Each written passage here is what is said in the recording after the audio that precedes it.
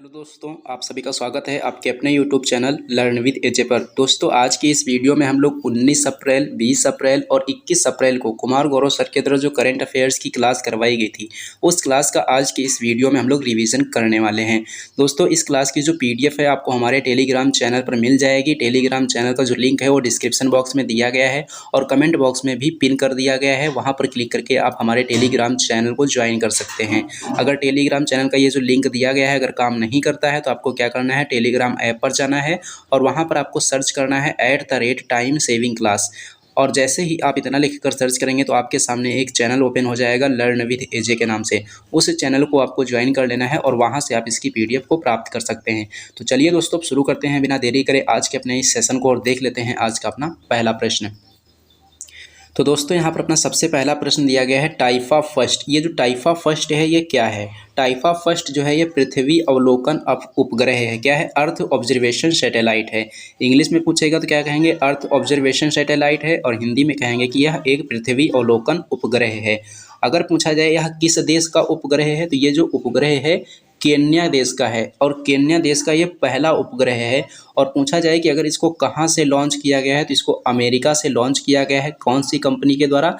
Space x company के rocket के द्वारा इसको लॉन्च किया गया है। अगर पूछा जाए कि इस उपग्रह को किस कार्यक्रम के तहत लॉन्च किया गया है, तो राइडे शेयर कार्यक्रम के तहत इसको लॉन्च किया गया है। तो दोस्तों, यहाँ से आपको क्या क्या याद रखना है? सबसे पहले याद रखना है कि टाइफा फर्स्ट जो है यह किस देश का उपग्रह है, तो ये केन्या का उपग्रह है। ये आपको ज़रूर याद रखना है। और दूसरी चीज़ आपको ये याद रखनी है कि इसको किस कंपनी के द्वारा लॉन्च किया गया है। इसको स्पेस एक्स कंपनी के रॉकेट के द्वारा लॉन्च किया गया है। ये 2 पॉइंट तो आपको यहाँ से ज़रूर पता होने चाहिए। अब बात आई है केन्या की। तो केन्या की बात करेंगे तो केन्या की राजधानी क्या है? केन्या की राजधानी है नैरोबी। और नैरोबी में ही UNEP का मुख्यालय भी स्थित है। UNEP का मुख्यालय कहाँ है? नैरोबी में है। UNEP के बारे में पूछा जाता है कि इसकी स्थापना कब हुई थी। इसकी स्थापना हुई थी 5 जून 1972 को। इसीलिए 5 जून को प्रतिवर्ष क्या मनाते हैं? विश्व पर्यावरण दिवस मनाया जाता है। लेकिन अगर पूछा जाए कि विश्व पर्यावरण दिवस पहली बार कब मनाया गया था, तो विश्व पर्यावरण दिवस पहली बार जो है ये 1974 को मनाया गया था। उसके बाद में हम देखेंगे सेकंड क्वेश्चन। सेकंड क्वेश्चन है विश्व विरासत दिवस। ये कब होता है? ये होता है 18 अप्रैल को। इसकी शुरुआत कब हुई थी, या फिर कह सकते हैं ये पहली बार कब मनाया गया था? तो पहली बार ये 1982 को ट्यूनीशिया से इसको शुरू किया गया था। कब मनाया गया? 1982 में। अगर पूछा जाए वर्ष 2023 में इसकी थीम क्या है, तो वर्ष 2023 में इसकी थीम है हेरिटेज चेंजेस। क्या है? हेरिटेज चेंजेस इस बार इसकी थीम है। तो यहाँ से आपको 3 पॉइंट याद रखने हैं कि विश्व विरासत दिवस कब मनाते हैं? 18 अप्रैल को मनाते हैं। पहली बार कब मनाया गया था? 1982 में मनाया गया था। इस बार इसकी थीम क्या है? इस बार इसकी थीम है हेरिटेज चेंजेस। क्या है इसकी थीम? Heritage changes. उसके बाद में अगर पूछा जाए कि सर्वाधिक विश्व धरोहर स्थल कौन से देश में है, तो सर्वाधिक विश्व धरोहर स्थल है इटली में। Kanchenjunga national park. Kanchenjunga national park जो है ये विश्व धरोहर, इसको कब घोषित किया गया था? इसको वर्ष 2016 में विश्व धरोहर स्थल घोषित किया गया था। ये पॉइंट हमने यहाँ पर क्यों लिखा है? क्योंकि ये एकमात्र मिश्रित विश्व धरोहर स्थल है। भारत की एकमात्र मिश्रित विश्व धरोहर स्थल कौन सी है? कंचनजंगा नेशनल पार्क है। इसीलिए ये पूछा जा सकता है कि जो कंचनजंगा नेशनल पार्क है इसको विश्व धरोहर सूची में कब घोषित किया गया था, कब शामिल किया गया था? तो 2016 में शामिल किया गया था। और ये किस राज्य में है? ये सिक्किम में स्थित है। लेकिन अगर पूछा जाए कि भारत में वर्तमान समय में कितनी विश्व धरोहर हैं, तो भारत में जो है वर्तमान समय में 40 विश्व धरोहर हैं। कितनी हैं? 40 हैं। उसके बाद में अगर पूछा जाए कि भारत की पहली लिविंग हेरिटेज साइट कौन सी है, भारत की पहली लिविंग हेरिटेज साइट कौन सी है, तो ये है विश्व भारती विश्वविद्यालय। कौन सी है? विश्व भारती विश्वविद्यालय। नेक्स्ट पॉइंट है कि विश्व धरोहर सूची में शामिल भारत के शहर कौन कौन से हैं। तो विश्व धरोहर की सूची में भारत के कौन कौन से शहर शामिल हैं, तो भारत के 2 शहर इसमें शामिल हैं। एक है अहमदाबाद, एक है जयपुर। अहमदाबाद कब शामिल हुआ था? अहमदाबाद वर्ष 2017 में शामिल हुआ था। जयपुर कब शामिल हुआ था? जयपुर इसमें वर्ष 2019 में शामिल हुआ था। उसके बाद में है नेक्स्ट क्वेश्चन। नेक्स्ट क्वेश्चन दिया गया है कि उद्योग अकादमी उत्कृष्टता केंद्र का उद्घाटन कहाँ पर किया गया है। तो उद्योग अकादमी उत्कृष्टता केंद्र का उद्घाटन जो है IIT हैदराबाद में किया गया है। और उद्घाटन इसका किसने किया है? इसका उद्घाटन किया है DRDO ने। किसने किया है? DRDO ने किया है। और अगर पूछा जाए कि डीआरडीओ का सबसे बड़ा उत्कृष्टता केंद्र कौन सा है, तो यही है जो कि अभी अभी हाल ही में स्थापित किया गया है, उद्योग अकादमी उत्कृष्टता केंद्र। और इसका उद्देश्य क्या है? इसका उद्देश्य है आत्मनिर्भर भारत को बढ़ावा देना। बात आई है यहाँ पर हैदराबाद की। तो हैदराबाद जो रियासत थी, इसको भारत में कौन से ऑपरेशन के तहत मिलाया गया था? तो ऑपरेशन पोलो के तहत इसको भारत में मिलाया गया था। अगर पूछा जाए कि ऑपरेशन पोलो कब हुआ था, तो ऑपरेशन पोलो जो है ये 1948 में हुआ था। कब हुआ था? 1948 में हुआ था। अब नेक्स्ट पॉइंट पूछा जाता है कि हैदराबाद किस नदी के किनारे स्थित है, तो ये मूसी नदी के किनारे स्थित है। उसके बाद में नेक्स्ट पॉइंट है डीआरडीओ। डीआरडीओ की स्थापना कब हुई थी? डीआरडीओ की स्थापना हुई थी 1 जनवरी 1958 को, और इसका मुख्यालय कहाँ है? इसका मुख्यालय है नई दिल्ली में। नेक्स्ट पॉइंट है परम प्रवेगा। परम प्रवेगा सुपर कंप्यूटर किसके द्वारा स्थापित किया गया है? तो ये Indian institute of science Bengaluru के द्वारा इसकी स्थापना की गई है। नेक्स्ट क्वेश्चन देखेंगे तो नेक्स्ट क्वेश्चन यहाँ पर दिया गया है, मैल्कम अधिशेषिया पुरस्कार 2023 से किसे सम्मानित किया गया है? मैल्कम अधिशेषिया पुरस्कार 2023 से सम्मानित किया गया है उत्सा पटनायक को। किसको सम्मानित किया गया है? उत्सा पटनायक को सम्मानित किया गया है। और ये क्या है? यह जो है एक अर्थशास्त्री हैं। अगर पूछा जाए इस पुरस्कार की शुरुआत कब हुई थी, तो इस पुरस्कार की शुरुआत जो है वर्ष 2000 में हुई थी, और वर्ष 2022 में इस पुरस्कार से किसको सम्मानित किया गया था? प्रभात पटनायक को सम्मानित किया गया था। और वर्ष 2023 में किसको सम्मानित किया गया है? उत्सा पटनायक को सम्मानित किया गया है। तो यहाँ से 3 प्रश्न आपको याद रखने हैं। सबसे पहला प्रश्न कि मैल्कम अधिशेषिया पुरस्कार 2022 में किसको मिला था? प्रभात पटनायक को मिला था। और वर्ष 2023 में किसको मिला है? वर्ष 2023 में उत्सा पटनायक को मिला है। और यह कौन है? यह एक अर्थशास्त्री हैं। इस पुरस्कार की शुरुआत कब हुई थी? इस पुरस्कार की शुरुआत सन 2000 में हुई थी। नेक्स्ट क्वेश्चन देखेंगे तो नेक्स्ट क्वेश्चन दिया गया है, बायोपिक 800 जो है यह किस खिलाड़ी के जीवन से प्रेरित है? क्वेश्चन पूछा जाएगा कि जो बायोपिक 800 है यह किस खिलाड़ी के जीवन से प्रेरित है? तो यह मुथैया मुरलीधरन के जीवन से प्रेरित है। और ये कहाँ के प्लेयर हैं? यह श्रीलंका के प्लेयर हैं। और कैसे प्लेयर हैं यह एक स्पिन प्लेयर हैं। अगर बात करेंगे बायोपिक 800 के निर्माता की, तो बायोपिक 800 के निर्माता कौन है? विवेक रंगाचारी हैं। तो यहाँ से आपको केवल 2 प्रश्न याद रखने हैं। बायोपिक 800 किसके जीवन पर आधारित है? मुथैया मुरलीधरन के जीवन पर आधारित है। और इसके निर्माता कौन है? इसके निर्माता हैं विवेक रंगाचारी। साथ साथ में ये भी याद रख लेना है कि जो मुथैया मुरलीधरन है ये कहाँ के प्लेयर हैं? ये श्रीलंका के प्लेयर हैं।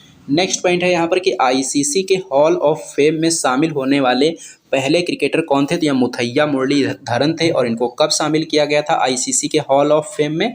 वर्ष 2017 में इनको शामिल किया गया था। My life my mission autobiography जो है यह किसकी है? तो ये बाबा रामदेव की ऑटोबायोग्राफी है। बाबा रामदेव की ऑटोबायोग्राफी का नाम क्या है? My life my mission. Unbreakable किसकी है? अनब्रेकेबल मैरी कॉम की है। अनफिनिश्ड प्रियंका चोपड़ा की है। The test of my life ये किसकी है? ये युवराज सिंह की है। एस अगेंस्ट ऑड्स किसकी है? ये सानिया मिर्जा की है। लॉन्ग वॉक टू फ्रीडम किसकी है? ये नेल्सन मंडेला की है। किसकी है? नेल्सन मंडेला की। तो ये जितनी भी ऑटोबायोग्राफी लिखी हैं ये सभी की सभी मोस्ट इंपॉर्टेंट बायोग्राफी हैं। ये सभी आपको ज़रूर पता होनी चाहिए। उसके बाद में नेक्स्ट पॉइंट की बात करेंगे। नेक्स्ट क्वेश्चन दिया गया है कि चर्चा में रहा उत्तरामेरूर शिलालेख जो है ये कहाँ पर स्थित है? चर्चा में रहा उत्तरामेरूर शिलालेख कहाँ पर स्थित है? तो ये तमिलनाडु के कांचीपुरम में स्थित है। कहाँ स्थित है? तमिलनाडु के कांचीपुरम में स्थित है। और ये किस शासक से संबंधित है? तो ये चोल शासक परांतक फर्स्ट से संबंधित है। और इसी शिलालेख में ग्राम सभा या फिर स्थानीय स्वशासन का जिक्र मिलता है, इसलिए ये इम्पोर्टेंट है। तो ग्राम सभा और स्थानीय स्वशासन का जिक्र किस शिलालेख में मिलता है? उत्तरामेरूर शिलालेख में मिलता है। ये किस शासक से संबंधित है? तो चोल शासक परांतक फर्स्ट से ये संबंधित है। और ये कहाँ पर स्थित है? तो तमिलनाडु के कांचीपुरम में स्थित है। अब बात आई है शिलालेख की। तो शिलालेखों का अध्ययन क्या कहलाता है? शिलालेखों का अध्ययन कहलाता है एपिग्राफी। क्या कहलाता है? एपिग्राफी कहलाता है। ऐहोल अभिलेख का संबंध किस शासक से है? तो ये पुलकेशिन सेकंड से है। ऐरण अभिलेख का संबंध किससे है? भानुगुप्त से है। और सती प्रथा का पहला लिखित साक्ष्य किस अभिलेख से प्राप्त होता है? सती प्रथा का पहला लिखित साक्ष्य ऐरण अभिलेख से प्राप्त होता है। उसके बाद में नेक्स्ट पॉइंट है प्रयाग स्तंभ शिलालेख। प्रयाग स्तंभ शिलालेख किस शासक से संबंधित है? तो ये समुद्रगुप्त शासक से संबंधित है, और समुद्रगुप्त को भारत का नेपोलियन भी कहा जाता है। ये भी पॉइंट आपको याद रखना है। उसके बाद में नेक्स्ट क्वेश्चन देखेंगे तो नेक्स्ट क्वेश्चन है तेल जेट्टी विकास परियोजना का शुभारंभ कहाँ पर किया गया है? तेल जेट्टी विकास परियोजना का शुभारंभ कहाँ पर किया गया है? तो इसका शुभारंभ दीनदयाल बंदरगाह गुजरात से किया गया है। और अगर बात करेंगे दीनदयाल बंदरगाह की तो इसका पुराना नाम क्या था? इसका पुराना नाम था कांडला बंदरगाह। तो एक पॉइंट केवल याद रखना है कि जो तेल जेट्टी विकास परियोजना है इसका शुभारंभ कहाँ से किया गया है? तो इसका शुभारंभ गुजरात के दीनदयाल बंदरगाह से किया गया है। नेक्स्ट पॉइंट है कि अटल ब्रिज का निर्माण कहाँ किया गया है? तो अटल ब्रिज का निर्माण किया गया है अहमदाबाद में। नदी पूछी जाएगी तो बता देंगे साबरमती नदी। आकार पूछा जाएगा कि इस ब्रिज का आकार कैसा है? तो इसका आकार पतंगाकार। 3 पॉइंट याद रखने हैं अटल ब्रिज से रिलेटेड। अटल ब्रिज कहाँ है? अहमदाबाद में। किस नदी पर? साबरमती नदी पर। आकृति कैसी है इसकी? आकृति है इसकी पतंगाकार। उसके बाद में देखेंगे नेक्स्ट क्वेश्चन। तो नेक्स्ट क्वेश्चन दिया गया है डिजिटल हेल्थ समिट 2023 का आयोजन कहाँ पर किया गया? डिजिटल हेल्थ समिट 2023 का जो आयोजन है किया गया है गोवा में। किसके द्वारा इसका आयोजन किया गया है? तो भारतीय उद्योग परिसंघ के द्वारा इसका आयोजन किया गया है। और भारतीय उद्योग परिसंघ ने किसके सहयोग से इसका आयोजन किया है? तो स्वास्थ्य मंत्रालय के सहयोग से इसका आयोजन किया है। और इसकी थीम क्या है इस बार? इसकी थीम है वन हेल्थ टुगेदर। क्या है? One health together. तो यहाँ से आपको 2 मेन पॉइंट याद रखने हैं। सबसे पहला कि डिजिटल हेल्थ समिट 2023 का आयोजन कहाँ किया गया? उत्तर हो जाएगा गोवा में। थीम क्या है इसकी? One health together. ये दोनों पॉइंट आपको यहाँ से जरूर पता होने चाहिए। उसके बाद में हम देखेंगे नेक्स्ट क्वेश्चन। तो नेक्स्ट क्वेश्चन है युवा पोर्टल का जो शुभारंभ है कहाँ पर किया गया है? तो युवा पोर्टल का शुभारंभ किया गया है नई दिल्ली में। और इसी के साथ में 1 वीक 1 लैब कार्यक्रम भी शुरू हुआ है। और खगोल विज्ञान प्रयोगशाला भी स्थापित की गई है। खगोल विज्ञान प्रयोगशाला कहाँ पर स्थापित की गई है? हरियाणा के करनाल में इसको स्थापित किया गया है। अगर पूछा जाए कि युवा पोर्टल का शुभारंभ किसने किया है? तो युवा पोर्टल का शुभारंभ जो है विज्ञान और प्रौद्योगिकी मंत्री डॉक्टर जितेंद्र सिंह के द्वारा इसका शुभारंभ किया गया है। नेक्स्ट पॉइंट है टेम्पल 360 जो वेबसाइट है इसको किस मंत्रालय ने लॉन्च की है? इसको संस्कृति मंत्रालय ने लॉन्च की है। नेक्स्ट पॉइंट है अमर सरकार पोर्टल। अमर सरकार पोर्टल किसने लॉन्च किया है? तो ये त्रिपुरा सरकार के द्वारा लॉन्च किया गया। नेक्स्ट क्वेश्चन है थावे महोत्सव। थावे महोत्सव का आयोजन कहाँ पर किया गया?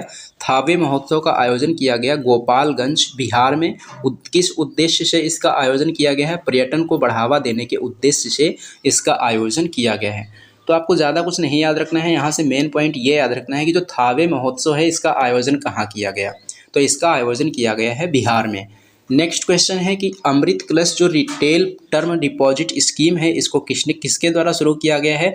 अमृत कलश रिटेल टर्म डिपॉजिट जो स्कीम है इसको SBI बैंक के द्वारा शुरू किया गया है। उसके बाद में देखेंगे 20 अप्रैल की करंट अफेयर्स को। तो 20 अप्रैल की करंट अफेयर्स से अपना सबसे पहला क्वेश्चन है कि विजडन क्रिकेटर्स अल्मनैक 2023 जो है के संस्करण में क्रिकेटर ऑफ द ईयर से नामित होने वाली पहली भारतीय महिला क्रिकेटर कौन है? विजडन क्रिकेटर्स अल्मनैक 2023 के संस्करण में क्रिकेटर ऑफ द ईयर से नामित होने वाली पहली भारतीय महिला क्रिकेटर कौन है? तो ये हो जाएंगी हरमनप्रीत कौर। कौन है? हरमनप्रीत कौर। नेक्स्ट पॉइंट है कि T20 का अग्रणी क्रिकेटर इसमें किस भारतीय को चुना गया है? तो सूर्य कुमार यादव को चुना गया है। इन्होंने एक वर्ष में कितने छक्के लगाए हैं? एक वर्ष में 68 छक्के लगाने वाले एकमात्र बल्लेबाज हैं। और अगर पूछा जाए कि विश्व के अग्रणी क्रिकेटर कौन है इसमें, तो विश्व के अग्रणी क्रिकेटर हैं बेन स्टोक्स पुरुषों में। और महिलाओं में अगर पूछे जाएगा तो महिलाओं में हो जाएंगी बेथ मुनी।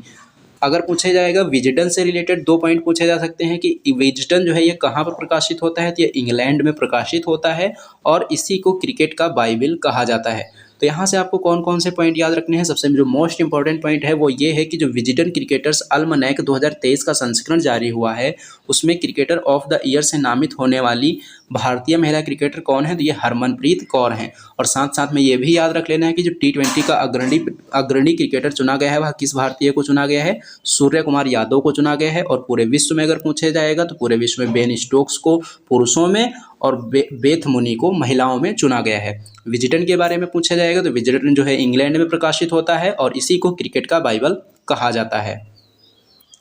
उसके बाद में नेक्स्ट क्वेश्चन देखेंगे तो नेक्स्ट क्वेश्चन दिया गया है महर्षि पहल का संबंध जो है किससे है। महर्षि पहल का संबंध जो है मोटे अनाज अर्थात बाजरा से है। और बाजरा जो है कैसी फसल है, बाजरा जो है यह खरीफ की फसल है। अगर पूछा जाए कि G20 कृषि वैज्ञानिकों की जो बैठक है 17 अप्रैल से लेकर 19 अप्रैल तक कहाँ पर आयोजित की गई है, वाराणसी में आयोजित की गई है और वहीं पर इस पहल को शुरू किया गया है।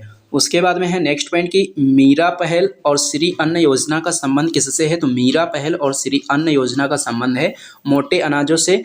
और बाजरा के बारे में अगर पूछा जाए कि जो बाजरा की फसल होती है कैसी फसल होती है, तो यह अधिक से अधिक तापमान को सहने की क्षमता होती है इसमें। और इस फसल के लिए पानी की कम आवश्यकता होती है। और ये जो अनाज होता है यह पोषक पदार्थों से भरपूर होता है। तो आपसे क्वेश्चन पूछा जा सकता है कि उस फसल का नाम क्या है या फिर उस अनाज का नाम क्या है जिसमें तापमान सहने की क्षमता अधिक होती है और उसे पानी की कम आवश्यकता होती है तथा साथ साथ में वह पोषक पदार्थों से भी भरपूर होता है। तो उस फसल का नाम या फिर उस अनाज का नाम क्या है, तो उत्तर हो जाएगा बाजरा। अगर पूछा जाए कि बाजरे का अंतर्राष्ट्रीय वर्ष कौन से वर्ष को घोषित किया गया है, तो वर्ष 2023। उसके बाद में देखेंगे नेक्स्ट क्वेश्चन। तो नेक्स्ट क्वेश्चन यहाँ पर दिया गया है भारत डिजिटल भुगतान वार्षिक रिपोर्ट 2022 से संबंधित। भारत डिजिटल भुगतान वार्षिक रिपोर्ट 2022 जो है इसको किसने जारी किया है, इसको वर्ल्ड लाइन के द्वारा जारी किया गया है। और कुल लेन देन इसमें कितना हुआ है इसके अनुसार, तो 149 ट्रिलियन डॉलर का कुल लेन देन हुआ है। और इसके अनुसार जो सर्वाधिक पसंदीदा भुगतान ऐप है लेन देन के मामले में वो कौन सा ऐप है, तो ये हो जाएगा फ़ोन पे, दूसरे नंबर पर है गूगल पे और तीसरे नंबर पर है पेटीएम पेमेंट बैंक और चौथे नंबर पर है अमेजन पे। और लेन देन सर्वाधिक किस राज्य में हुआ है, तो सर्वाधिक लेन देन जो हुआ है केरल में हुआ है। और सर्वाधिक लेन देन अगर पूछा जाए किस शहर में हुआ है, तो ये बेंगलुरु में हुआ है। और शीर्ष यूपीआई प्रेषक जो बैंक रहा है वो कौन सा रहा है, ये रहा है एसबीआई। तो यहाँ से आपको जो मेन पॉइंट याद रखना है वो ये याद रखना है कि जो भारत डिजिटल भुगतान वार्षिक रिपोर्ट 2022 जारी की गई है, इस रिपोर्ट के अनुसार सर्वाधिक लेन देन के मामले में सबसे अधिक पसंदीदा भुगतान ऐप कौन सा रहा है, तो ये रहा है फ़ोन पे। कौन रहा है, फ़ोन पे रहा है। उसके बाद में देखेंगे नेक्स्ट क्वेश्चन। तो नेक्स्ट क्वेश्चन दिया गया है किसान संपर्क अभियान का आयोजन कहाँ पर किया गया है, तो किसान संपर्क अभियान का आयोजन किया गया है जम्मू कश्मीर में। और यह अभियान कब तक चलेगा, यह अभियान 4 महीने तक चलने वाला है। इसका उद्देश्य क्या है, इसका उद्देश्य ये है कि जो सरकार के द्वारा कोई भी योजनाएं स्टार्ट की जाती हैं किसानों से संबंधित, तो उनका लाभ किसानों तक पहुँच सके, इस उद्देश्य से ये अभियान शुरू किया गया है। कहाँ पर शुरू किया गया है, जम्मू कश्मीर में। उसके बाद में है नेक्स्ट क्वेश्चन PTPNER योजना का जो प्रारंभ है कहाँ पर किया गया है, तो इसका प्रारंभ जो है मणिपुर से किया गया है उत्तर पूर्वी भारत के 8 राज्यों के लिए। PTPNER का मतलब है promotion of tribal product north east region, इसकी फुल फॉर्म हो जाएगी। नेक्स्ट पॉइंट है कि सिक्किम में विधानसभा की सीट कितनी है, तो सिक्किम में विधानसभा की सीट है 32। मिसमी जनजाति का संबंध किस राज्य से है, अरुणाचल प्रदेश से है। ट्राइफेड की स्थापना कब हुई थी, ट्राइफेड की स्थापना 1987 में हुई थी।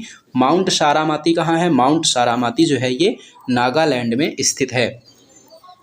उसके बाद में है नेक्स्ट क्वेश्चन। और नेक्स्ट क्वेश्चन दिया गया है कि the state of world population report 2023 जो है इसको किसने जारी किया है, इसको जो है संयुक्त राष्ट्र जनसंख्या कोष के द्वारा जारी किया गया है। और इस रिपोर्ट का शीर्षक क्या है, इस रिपोर्ट का शीर्षक है 8 बिलियन लाइव्स इनफाइनाइट पॉसिबिलिटीज। क्या है, 8 बिलियन लाइव्स और इनफाइनाइट पॉसिबिलिटीज़, यह इस रिपोर्ट का शीर्षक है। और इस रिपोर्ट के अनुसार दुनिया का सर्वाधिक आबादी वाला देश कौन सा देश बन गया है, ये बन गया है भारत। और दूसरे नंबर पर कौन सा देश पहुंच गया है, दूसरे नंबर पर पहुंच गया है चीन। और इसी रिपोर्ट के अनुसार क्या कहा गया है कि वर्ष 2050 तक जो भारत की जनसंख्या होगी वह कितनी हो जाएगी, वह हो जाएगी 166.8 करोड़। और चाइना की जनसंख्या कितनी हो जाएगी, चाइना की जनसंख्या हो जाएगी 131 करोड़। इसी रिपोर्ट के अनुसार जो भारत की आबादी का 25% हिस्सा है, भारत की आबादी का जो 25% जनसंख्या है वह किस आयु वर्ग का है, 0 से 14 वर्ष आयु वर्ग का है। और 18% जनसंख्या 10 से 19 वर्ष आयु वर्ग का है। और 68% जनसंख्या जो है 15 से 64 वर्ष की आयु वर्ग की जनसंख्या भारत में है। उसके बाद में है नेक्स्ट क्वेश्चन। तो नेक्स्ट क्वेश्चन दिया गया है कि जल बजट अपनाने वाला पहला राज्य कौन सा राज्य बन गया है, तो ये बन गया है केरल। इसका उद्देश्य क्या है, जल संसाधनों का संरक्षण करना। तो मेन पॉइंट ये है कि जो जल बजट है इसको अपनाने वाला देश का पहला राज्य कौन सा राज्य है, ये हो जाएगा केरल। इससे क्या होगा, इससे हो जाएगा कि जो गर्मियों में पानी की जो समस्या उत्पन्न होती है वो अब कम हो जाएगी। उसी से निपटने के लिए ये बजट अपनाने वाला पहला राज्य केरल राज्य बन गया है। जल जन अभियान कहाँ पर शुरू किया गया है? माउंट आबू राजस्थान में।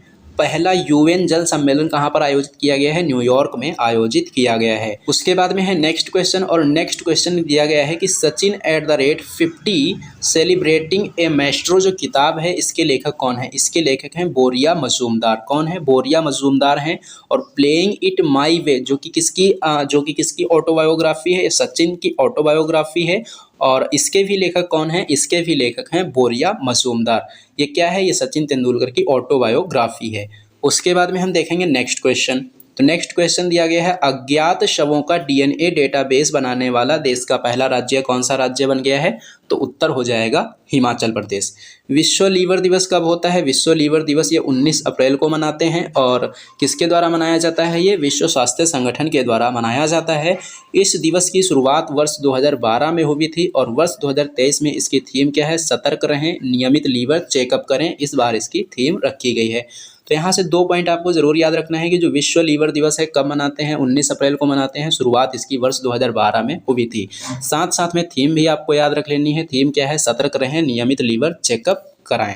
उसके बाद में दिया गया है लीवर से संबंधित। तो लीवर क्या है? अगर पूछा जाए कि मनुष्य के शरीर की सबसे बड़ी ग्रंथि कौन सी है? तो लीवर है। पीलिया रोग का संबंध किससे है? लीवर से है। मनुष्य के शरीर की रासायनिक प्रयोगशाला किसको कहते हैं? लीवर को कहते हैं। हेपेटाइटिस रोग का संबंध मनुष्य के शरीर के किस अंग से है? तो इसका संबंध है लीवर से। विश्व हीमोफीलिया दिवस कब मनाते हैं? विश्व हीमोफीलिया दिवस जो है ये 17 अप्रैल को मनाते हैं।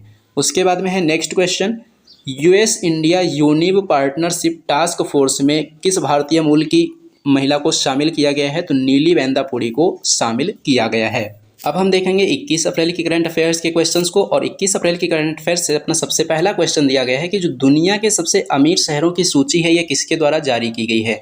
दुनिया के सबसे अमीर शहरों की सूची किसके द्वारा जारी की गई है? तो ये हेनली एंड पार्टनर्स के द्वारा जारी की गई है। और इस रिपोर्ट के अनुसार जो दुनिया का सबसे अमीर शहर है वो कौन सा है? ये हो जाएगा न्यूयॉर्क, जो कि अमेरिका में स्थित है। और यहाँ पर कितने लोग मिलेनियर हैं? तो यहाँ पर 3.4 लाख लोग मिलेनियर हैं। और दूसरा स्थान कौन सा है? दूसरा स्थान पर टोक्यो है, जो कि जापान में स्थित है। ये एशिया महाद्वीप का सबसे धनवान शहर है। यूरोप का सबसे धनवान शहर कौन सा है? लंदन है, और ये 4th स्थान पर है पूरे विश्व में। और मुंबई का स्थान पूरे विश्व में कौन सा है? 21वां स्थान है। और दिल्ली का पूरे विश्व में कौन सा स्थान है? 36वां स्थान है। तो यहाँ से क्वेश्चन कैसे कैसे पूछे जा सकते हैं? तो क्वेश्चन कुछ इस प्रकार से पूछे जाएंगे कि अभी हाल ही में हेनली एंड पार्टनर्स के द्वारा जारी की गई दुनिया के सबसे अमीर शहरों की सूची में एशिया महाद्वीप का सबसे धनवान शहर कौन सा है? तो जवाब हो जाएगा टोक्यो। और इसी प्रकार से अगर पूछा जाए कि यूरोप का सबसे धनवान शहर कौन सा है? तो ये हो जाएगा लंदन। और पूरे विश्व का सबसे धनवान शहर कौन सा है? तो ये हो जाएगा न्यूयॉर्क। और मुंबई का स्थान इसमें कौन सा है? मुंबई का स्थान है इसमें 21वां। और दिल्ली का स्थान कौन सा है? दिल्ली का स्थान है इसमें 36वां। उसके बाद में देखेंगे नेक्स्ट पॉइंट। तो नेक्स्ट पॉइंट कुछ इस प्रकार से भी पूछा जा सकता है कि टॉप 50 में इसमें कितने शहर शामिल हैं? तो टॉप 50 में इसमें भारत के 2 शहर शामिल हैं। नेक्स्ट पॉइंट है कि बिग एप्पल और गगनचुंबी इमारतों का शहर किस शहर को कहा जाता है? तो ये न्यूयॉर्क को कहा जाता है। न्यूयॉर्क किस नदी के किनारे है? ये हडसन नदी के किनारे है। उसके बाद में देखेंगे नेक्स्ट क्वेश्चन। तो नेक्स्ट क्वेश्चन दिया गया है हुनथदो या हुनथडो सांस्कृतिक उत्सव का आयोजन जो है कहाँ पर किया गया है? इसका आयोजन मणिपुर में किया गया है। और ये इसका 5वां संस्करण है। ये कितने दिनों तक आयोजित किया गया? 2 दिनों तक। हुन का मतलब क्या है? हुन का मतलब है 9 वर्ष। और थडो या थदो क्या है? ये जो है यहाँ की एक जनजाति है। उसके बाद में देखेंगे नेक्स्ट पॉइंट, त्रिपुरा, मणिपुर और मेघालय की स्थापना कब हुई थी? 1972 में हुई थी।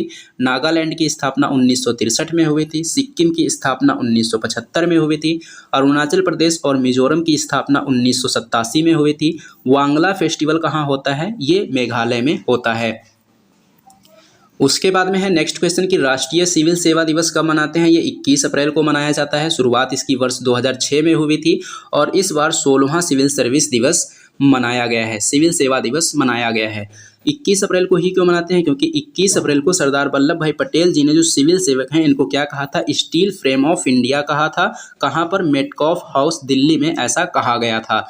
तो यहाँ से मेन पॉइंट आपको याद रखना है कि जो राष्ट्रीय सिविल सेवा दिवस है कब मनाते हैं? 21 अप्रैल को मनाते हैं। शुरुआत वर्ष 2006 में हुई थी। और इस बार 16वां सिविल सर्विस डे मनाया गया है। उसके बाद में है नेक्स्ट पॉइंट, सिविल सर्विस जो है किस मंत्रालय के अधीन है, तो कार्मिक एंड लोक शिकायत पेंशन मंत्रालय के अंतर्गत आता है। बात करेंगे यूपीएससी की, यूनियन पब्लिक सर्विस कमीशन की, यानी कि संघ लोक सेवा आयोग की, इसका उल्लेख संविधान के किस भाग में है, भाग नंबर 14 में है।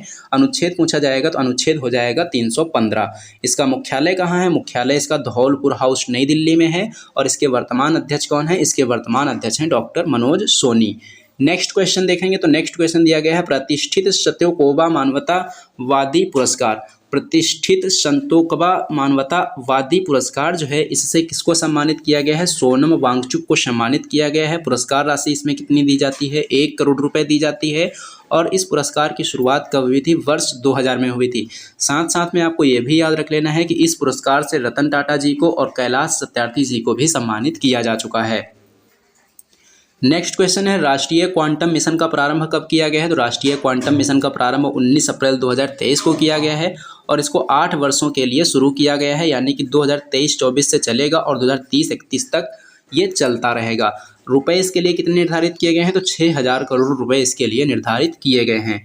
नेक्स्ट क्वेश्चन है कि मादक पदार्थ रोधी बल के प्रमुखों का पहला राष्ट्रीय सम्मेलन कहाँ पर हुआ है, तो नई दिल्ली में हुआ है। चीफ गेस्ट इसमें कौन है, गृह मंत्री अमित शाह थे। और इस सम्मेलन में भारत के सभी राज्य और केंद्र शासित प्रदेश शामिल हुए हैं। इसी में क्या किया गया है, मैप ड्रग्स की शुरुआत की गई है। किस उद्देश्य से, मादक पदार्थों की अवैध खेती को रोकने के लिए इस मैप ड्रग्स की शुरुआत इसमें की गई है। और मानस कॉल सेंटर भी स्थापित किया गया है, शुरुआत की गई है इसकी शुरुआत क्यों की गई है, तो अवैध दवा के व्यापार को रोकने के लिए इसकी शुरुआत की गई है। मादक पदार्थ मुक्त भारत का लक्ष्य कौन से वर्ष को रखा गया है, वर्ष 2047 को। उसके बाद में है नेक्स्ट क्वेश्चन, जो कि मोस्ट इंपॉर्टेंट क्वेश्चन है कि सेकंड लता दीनानाथ मंगेशकर पुरस्कार 2023 से किसको सम्मानित किया गया है, तो आशा भोसले को सम्मानित किया गया है। ये आशा भोसले जी कौन है, लता मंगेशकर की छोटी सिस्टर हैं। पहली बार इस पुरस्कार से किसको सम्मानित किया गया था, तो वर्ष 2022 में प्रधानमंत्री नरेंद्र मोदी जी को इस पुरस्कार से पहली बार सम्मानित किया गया था। मास्टर दीनानाथ मंगेशकर पुरस्कार अभी हाल ही में किसको दिया गया है, तो पंकज उधास को दिया गया है। ये कौन है, एक गजल गायक है। नेक्स्ट पॉइंट है कि वित्त वर्ष 2023 में भारत का सर्वाधिक निर्यात वाला जिला कौन सा जिला बन गया है, तो जामनगर गुजरात है। और यहाँ से पूरे भारत का कितना % निर्यात किया गया है, तो पूरे भारत का 24% निर्यात यहाँ से किया गया है। दूसरे स्थान पर सूरत है और तीसरे स्थान पर इसमें मुंबई है। उसके बाद में है नेक्स्ट क्वेश्चन, साथी पोर्टल व मोबाइल ऐप का शुभारंभ किसने किया है, किस मंत्रालय ने किया है, तो कृषि और किसान कल्याण मंत्रालय के द्वारा इसका शुभारंभ किया गया है। कृषि और किसान कल्याण मंत्रालय के वर्तमान मंत्री कौन है, नरेंद्र सिंह तोमर जी हैं। इसकी टैगलाइन क्या है, उत्तम बीज समृद्ध भारत। उसके बाद में है next question, global unicorn index 2023 को किसने जारी किया है, हुरून ने जारी किया है। और इसके अनुसार सर्वाधिक यूनिकॉर्न देशों में भारत का स्थान कौन सा है, तीसरा स्थान है। पहला स्थान अमेरिका का है, दूसरा स्थान चीन का है। यानी कि सबसे ज़्यादा यूनिकॉर्न कहाँ है, सबसे ज़्यादा यूनिकॉर्न अमेरिका में है। अगर पूछा जाए कि सर्वाधिक यूनिकॉर्न वाला शहर कौन सा है, तो ये सिलिकॉन वैली है। और सर्वाधिक मूल्यवान यूनिकॉर्न कौन सा है, वाइट डांस है। ये कहाँ का यूनिकॉर्न है, बीजिंग का। यूनिकॉर्न क्या होता है, स्टार्टअप का बड़ा रूप जो होता है यूनिकॉर्न कहलाता है। और इस स्टार्टअप की धनराशि कम से कम कितनी होनी चाहिए, $1 बिलियन कम से कम होनी चाहिए। और आज का लास्ट क्वेश्चन यहाँ पर दिया गया है कि केंद्र सरकार ने सीमांत ग्रामीण महिलाओं को स्वयं सहायता समूह में लाने के लिए संगठन से समृद्धि योजना की शुरुआत की है। तो संगठन से समृद्धि योजना की शुरुआत किसने की है, केंद्र सरकार के द्वारा इसकी शुरुआत की गई है। तो दोस्तों ये था आज का आपका सेशन। ये सेशन आपको कैसा लगा है कमेंट बॉक्स में कमेंट करके ज़रूर बताना। अगर ये सेशन आपको पसंद आया हो तो इसे लाइक करना और इसे अपने दोस्तों में ज़्यादा से ज़्यादा शेयर भी करना। और हाँ दोस्तों, अगर आप लोगों ने अभी तक हमारे चैनल को सब्सक्राइब नहीं किया है तो चैनल को सब्सक्राइब कर लेना और बेल आइकन पर क्लिक करके ऑल पर ज़रूर क्लिक कर लेना, जिससे कि इस चैनल पर जब भी कोई वीडियो अपलोड की जाए तो उसका नोटिफिकेशन आपको सबसे पहले मिले। तो चलिए दोस्तों, मिलते हैं हम लोग एक नेक्स्ट वीडियो में।